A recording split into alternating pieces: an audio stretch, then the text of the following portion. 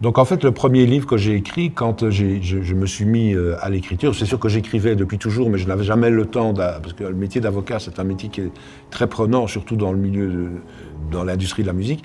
Donc le premier livre que j'ai décidé d'écrire, c'est le guide de survie des Européens à Montréal, qui, en fait, à la base, moi je l'ai écrit pour moi, parce que quand je me suis installé à Montréal, je me suis rendu compte qu'il y avait beaucoup de choses qui étaient très compliquées à savoir, parce qu'elles étaient très différentes de tout ce que j'avais connu.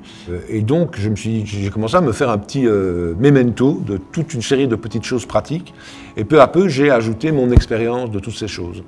Et donc j'ai écrit, c'est devenu un recueil de textes, que j'ai appelé le guide de survie des Européens à Montréal, qui a été présenté presque par hasard à l'éditeur Ulysse, qui l'a accepté, et c'est devenu un succès absolument incroyable, parce que c'est devenu le livre de référence des Européens qui veulent s'installer ici.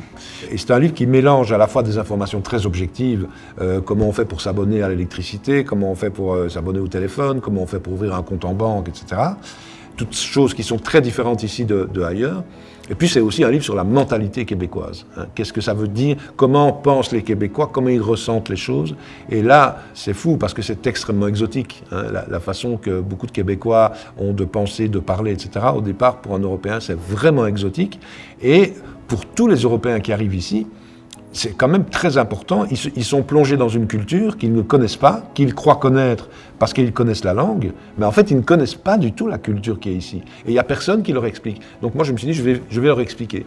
Et donc, j'ai étudié beaucoup quand même. J'ai parlé beaucoup de mon expérience personnelle, mais j'ai fait beaucoup de recherches pour essayer de comprendre d'où ça venait, quels étaient les rapports avec l'ancienne France. Enfin, j'ai fait plein de recherches. Et tout ça a donné un livre qui est un mélange complet de choses hyper subjectives et de choses très objectives qui sont tout le temps mélangées les unes avec les autres.